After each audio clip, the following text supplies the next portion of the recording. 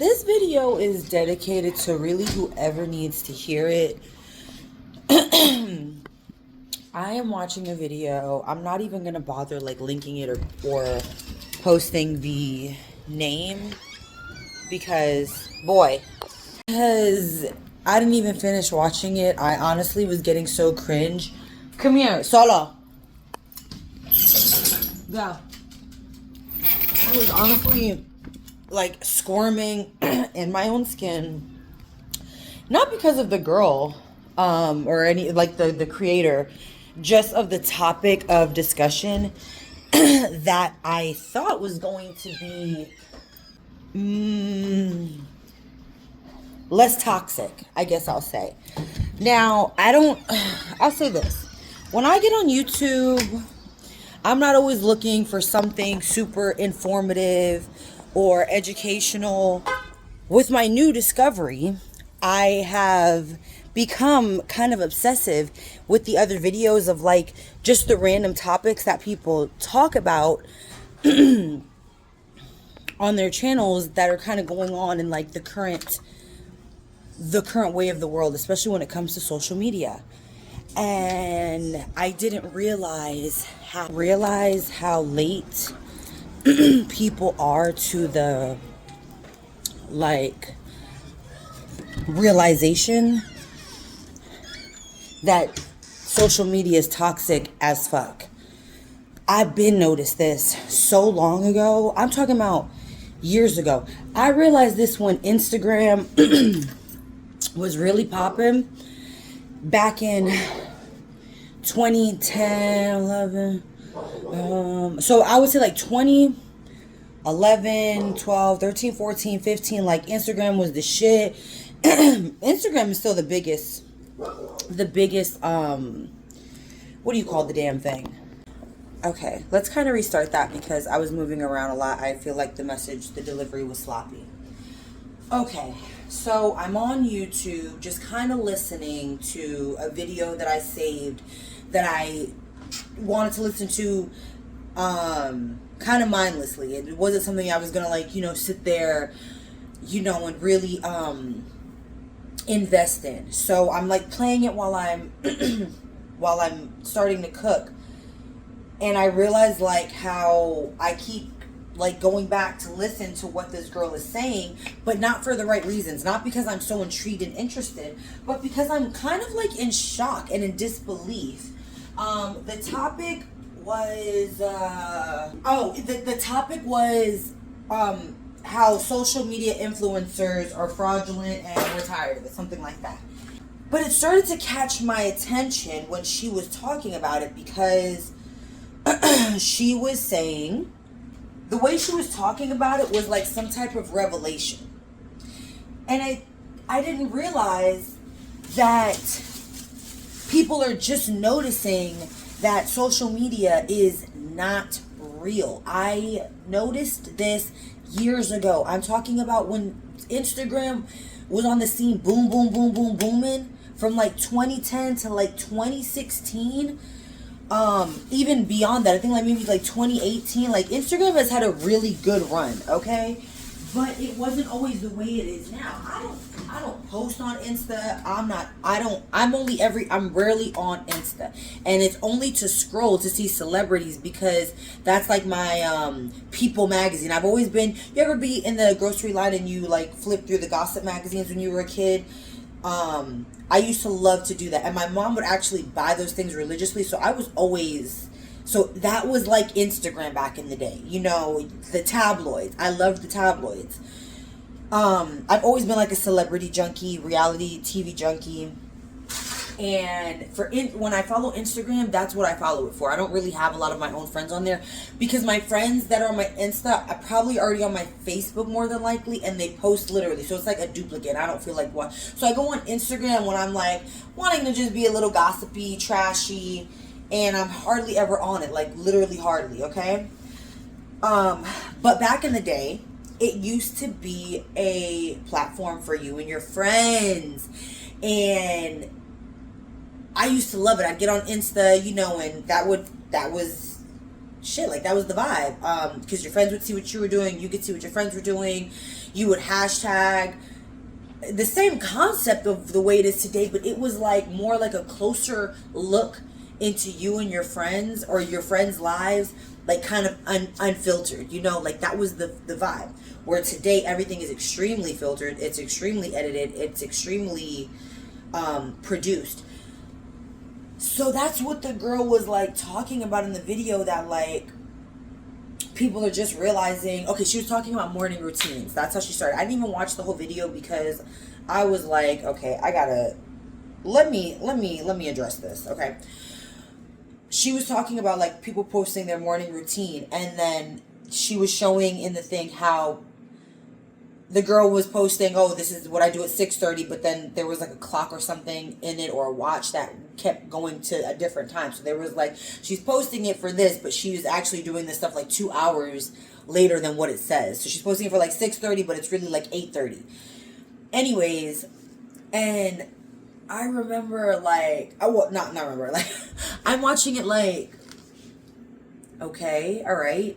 And the girl is like, so she's not really doing it the way she says she does, and it's set up to, you know, have you believing that your life is not good enough. You see these people doing, oh, they're getting up at 3 a.m. and doing all of this stuff while you're sleeping until this time and making you feel like you're not good enough. And that is the truth. But what's blowing my mind is that, why is this like a discovery? Do you not know social media is literally invented for clickbait at this point? That shift happened in like I don't know, I would say like somewhere between 2018, 19, like maybe like a little bit before COVID, and maybe COVID had something to do with it.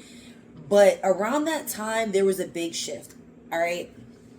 I used to work at the strip clubs, and when I first started working at the strip club in like 2011 or something like that,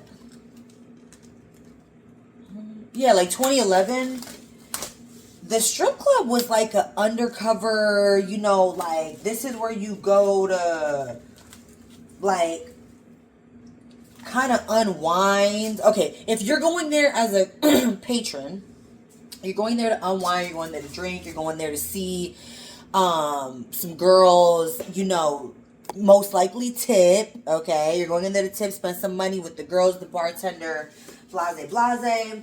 And, you know, you're going there kind of like discreetly. So if you were going to the strip club, right, as a patron, it wasn't something broadcasted, basically. It may be you had different types of clients, all right? You had your early birds that would come in there straight after work, whether they were construction workers, corporate men, office men. If they got out around 6 o'clock, around the business day's end, they were coming in there straight from work. They were coming in their suits, their construction shit dirty, like they were coming straight from work. They weren't making detours. They weren't stopping to get ready. None of that. Like, they were coming straight from there, and they were coming there to spend money because money talks. We don't give a fuck what you look like, right? And typically you see the same, you know, the same dudes or whatever. But point is, they weren't coming. Point is, they come in, they spend their little money, they get the fuck on. They're not in there to make a scene, all right? Then you do have the guys that come in later in the night. These are like your weekend guys or your super late guys, like 12 a.m. and after. These dudes come in. They're there to make a scene. They're there to ball out. You know, they're there to have a good time. You know, spend big money and, you know, party it up, all right? You know, those are your big spenders or whatever. But even them, they come in, you know, they throw their money, they have their good time, and they're gone. You know, that's it. Then they go show love, and then they're gonna leave. At around 2019 or so, shit got weird. Shit got way weird. Shit got real different. There was a time you could not bring a camera phone. Like, or you could bring your phone in, but you could not use your camera phone in the strip club. Like, you couldn't be recording, you couldn't be, making videos of the girls. You couldn't make videos with the girls. Like, there were promoters. There were already people that promoted the club. They were hired with professional equipment. They would promote the club. They would make flyers. So there was not even a need for it. And more than that, like I said, you weren't allowed. I have several stories of guys coming in when your camera, with the camera phone, especially when the camera phone was getting real good. Because again, now you have these social media apps where you're posting a lot of pictures, like Instagram. So the phone companies are keeping up with all of that. They're like, okay, we need to put better cameras on these bitches. So now people are getting real, like, they're all becoming, like makeshift fucking photographers. You know what I'm saying? Now everybody's a self-proclaimed photographer, videographer, whatever, with their camera phone. For a long time still, the strip clubs though would not allow recording. I've had personally asked for clients, customers, patrons, whatever, to be removed for being at the thing recording me. Like sitting at the end of the stage recording. If the bouncer caught you, if security caught you, they would remove you. Like, you would have to literally ask permission if you even thought about recording, filming, or anything, taking pictures in the strip club. All right? Because remember, some of them are topless, some of them are nude. The one that I frequented wasn't, but I've worked at some that were. But even in that one, you were not allowed to. At some point, there was some shift. And I remember at one point, like, it dawned on me, and this is when I stopped working in the clubs. Because even getting hired there, you didn't have to have an outside name or reference from another strip club. Matter of fact, they wanted you to only work at the strip club. They didn't want you cross-referencing. They didn't want you telling people, well, I used to work this club. Because they only wanted your name on their lips and on the lips of the customers and on the ears of the customers coming in there. So it was kind of, again, like taboo to work one club and try to work the other club or like do anything like that. I remember one time I went to go work a different club. I hadn't worked the clubs in a while. And I was coming back on, went to my old club. Like I said, I was like, this shit's dead. It's weird. You had a lot of dudes coming in there at this point. This was all of this kind of ties together. There would be a lot of dudes coming in there, standing around in like groups, in packs, huddles of niggas. Standing around, dressed down, dripping. Some of them would have money in their hands, some of them wouldn't, but none of them were spending the money regardless. And if they were spending it really slow. And they would all be in the corner like this with the camera in selfie mode, taking selfies and just doing the most. Now, before this time, that is something us girls would do. Like, let's say in the locker room, so us girls, we would record stuff, at work, but it was more like locker room stuff, like, back there being funny. Not really floor stuff, maybe some post stuff if we were working on the thing, but if we were promoting for the club, like if we took a picture, we were normally promoting for the club, tagging the club, and it was, again, like aligned with the job. It wasn't just like on some, just standing around with the strippers. Okay, so I would start noticing, like, as I would look, and it would be at any hour, okay? There were dudes. Actually, the later it got, the worse it got. There would be huddles of these dudes standing around, dressed down. They all look like they got some money on them. Some of them got some money directly in their hand, but if you walk up to them, they might try to be tapping your ass or whatever, and they try to take a video, or they'll start sprinkling a couple dollars on you and then start recording like this, like with the money, to try to like make it seem like it was something more than what they was really doing. And I picked up on that shit quick. I mean, like, instant. I was like, oh, hell no, this ain't what I'm on. Like, at this time, I didn't even want to be on nobody's camera like that. One, I didn't even feel good about myself in that way to be doing that. But even if I did, I was coming back dancing, like, not on some, like, super loud shit. Like, it was kind of like I was trying to slip in and slip out because I was going through some things personally, and I really wasn't in there the way I used to be. Like, I used to be in there because shit, that was where my money was, my girls was there. Like, you know, this was now a different time for me, and I was like, damn, like, I just needed some money. I was paying off some court fees or whatever, and I was like, I gotta, you know, make some dough. All right, so I really wasn't trying to be on camera, so I would shut that shit down quick, and they would not fuck with me no more. And I was like, that's lame. Like, you know, you're not gonna fuck with me because I don't want to be on your camera. When back in the days, niggas didn't want to be on cameras in the strip club because it could get them into some type of drama with BM, with the wifey, whatever. But more than that, it also lets these niggas know your move. So if somebody's looking for you, or, you know, or even the police or anything, they know exactly where to find you, boom, in live time. So it was like, again, it was like a no-no to be doing that, because you're in the strip club, you're in there doing stuff that probably you don't do on your date, you know, your daytime life. So I was just like, nah, I'm cool with that. And I got identifiable tattoos. I didn't want none of that shit on camera, so I would shut it down. When I noticed that I wasn't making no bread there because of these reasons, I was like, all right, I'm gonna go to a different club. And I went to one of the other clubs right by there that I had worked for before, but it had been a while, so I already knew I was gonna have to, you know, do the whole thing again. And they was like, now when I go in there to apply, I let them know, like, I used to work here. I actually still knew the guy that got me in originally, and I was like, yeah, you know, I'm kind of coming in on my spare time. Let them know you know, what it is.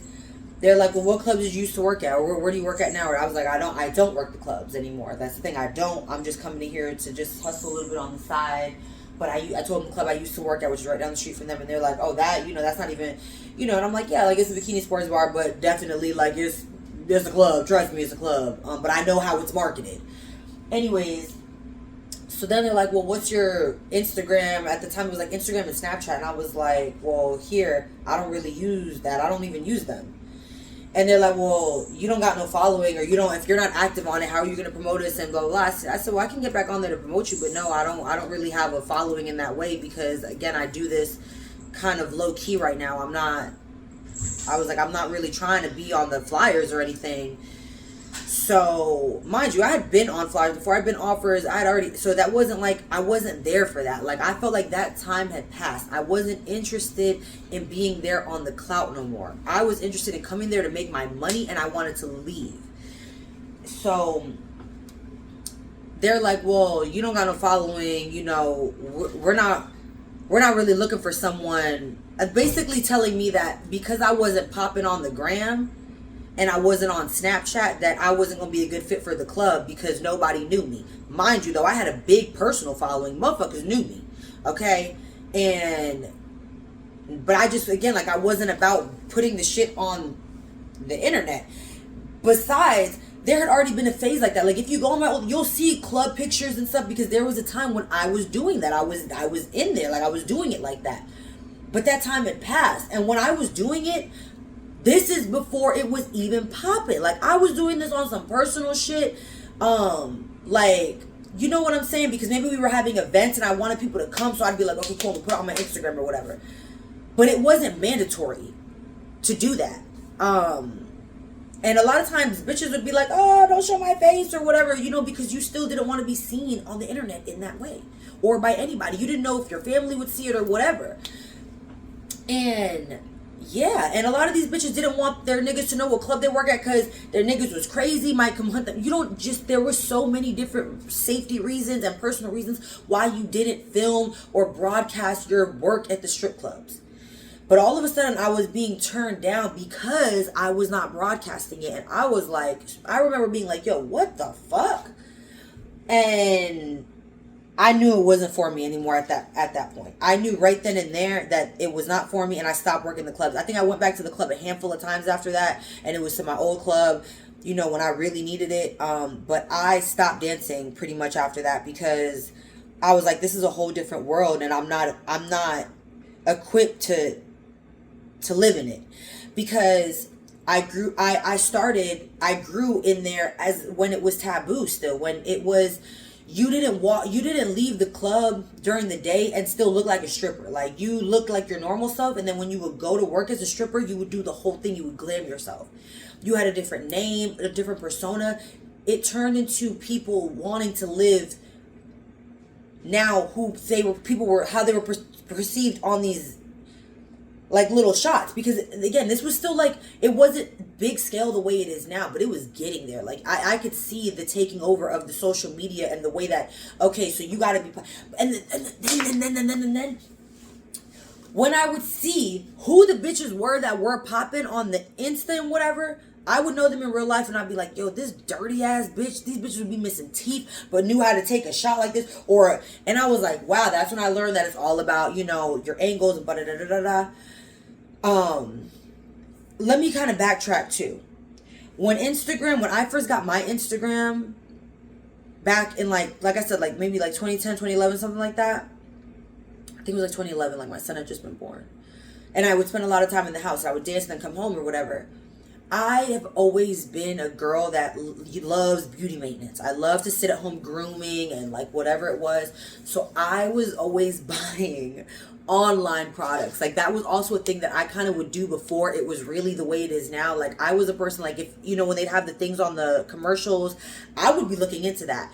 I just always been like that. I'm a great candidate for a salesperson because you can sell me anything. And I would always buy stuff like that, and then I would try it, review it, and I would put it on my Instagram. I would do these reviews before this was even a thing, before being an influencer was a thing. And I would always have companies, not how they spam you now. I'm talking about companies directly contact me. They wanted me to ambassador for them, paid, all of that. And I didn't really know how to capitalize on the opportunity back then. Like, I didn't understand it, and, you know, just bad guidance. But if I would have done it back then, I would be huge now. But I didn't. And by the time I was ready, it was already oversaturated with all this other bullshit. And I was like, that's not going to work for me anymore. Which is hence why I say I'm not a content creator, and I'm not looking to create content. I'm just making videos. And if you watch them, you watch them. If you see them, you see them. If you listen, you listen. If you don't, you don't. But I'm not here selling you anything. The reviews that I even do on here are really things that I personally use, and I didn't get to specifically make a review or because someone sent it to me. Like, no, it's because they're things that I'm really trying and using or work for myself. And now I'm telling you, hey, try this out. So, yeah, I was doing that before it was even like, before an influencer was a job description. So then fast forward to where I was in the story. I knew that it wasn't for me at that point because I wasn't comfortable broadcasting myself at that time. I had too many different legal things going on. I wasn't comfortable with it. So I knew the dancing was going to be it was not an option for me anymore. So when I'm listening to this damn thing about the girl saying how, like, well, she time-stamped 8:40, or 6:30 in the morning, but it was really 8:40, that they felt so betrayed or lied to. I will say this. They should be more honest as influencers, but the point is for them to influence you. Like, the point is for them to get the best, and it is a actual production, because then she went to saying how, like, you know, people will post these morning routines, but don't forget, you know, they're not doing them every day. They're not doing them at the time. Sometimes it's taking them all morning to post these.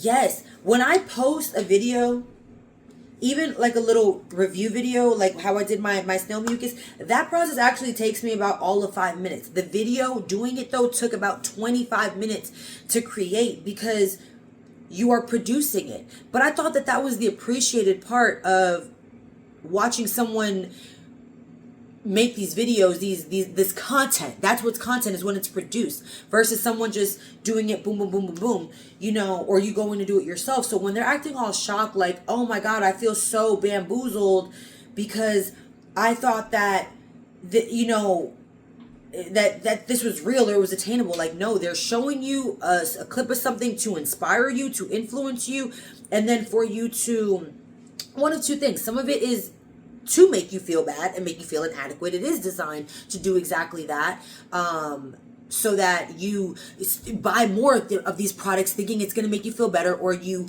download some more stuff. It's all a really toxic world on the internet, and honestly, if it was up to me, I would stay off of it, but I'm trying to utilize it in a way that could be cathartic and therapeutic rather than doing it like that, because that shit doesn't interest me. Even my OnlyFans, I don't even really be on, like, you know, and I don't post the type of stuff that people expect. when someone else was managing it, he did. Oh my God, the stuff that he was on there was crazy. I had to delete so much stuff.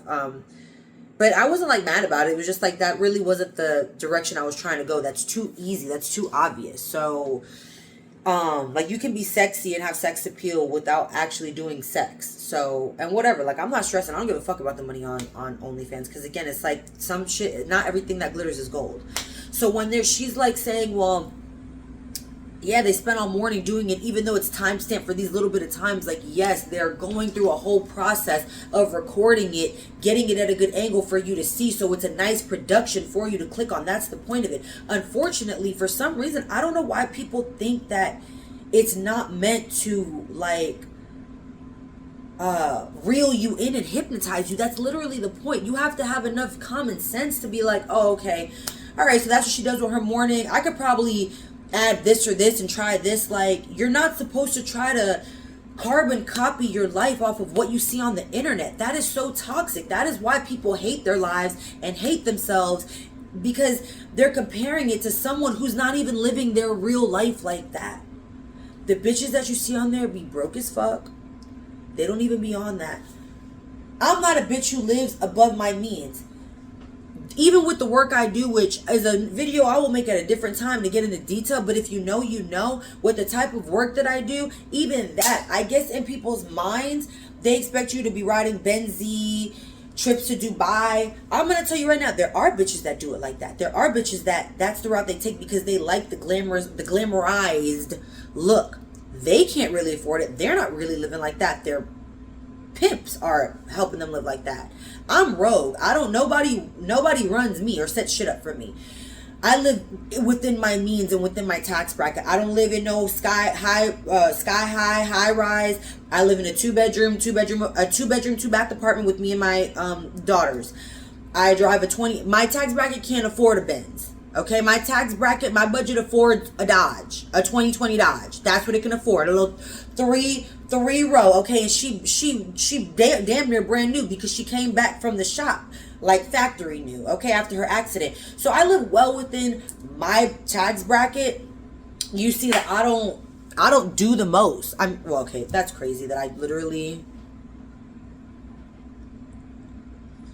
That's crazy. I'm talking about I don't do the most with fucking tattoos and shit on my face. But I don't do the most. Like, these are, again, press on. This is $1 tattoo. I stay within my tax bracket. You don't see me going, getting pieced out with money, because my money does not go towards that.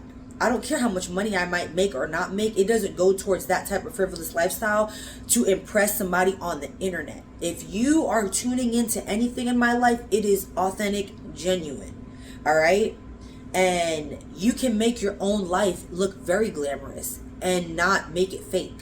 So when you're seeing that these people are doing this and you're acting so deceived, or like they're the deceptive ones, they're deceptive in their own ways if they're not being real with you. But that's for you to also like have your own discernment that, like, bro, obviously doing all this is going to take more time when you're recording it. And why would you try to completely copy someone else's life anyways? Like, bro, do your own shit and see what works for you. Stop this rat race of, I see it on the internet, so I have to have it in real life. Focus on your real life. I be shutting down, not shutting down, but I won't log on and stuff for days or a week or whatever. If I, like, honestly, sometimes the shit makes my head hurt. All the blue light and stuff from looking at screens and shit makes my fucking eyes and head hurt. So I'll be like, bro, let me get off this shit. Yesterday, I took my daughters out for their birthday.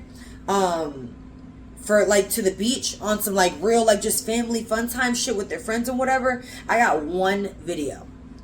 One.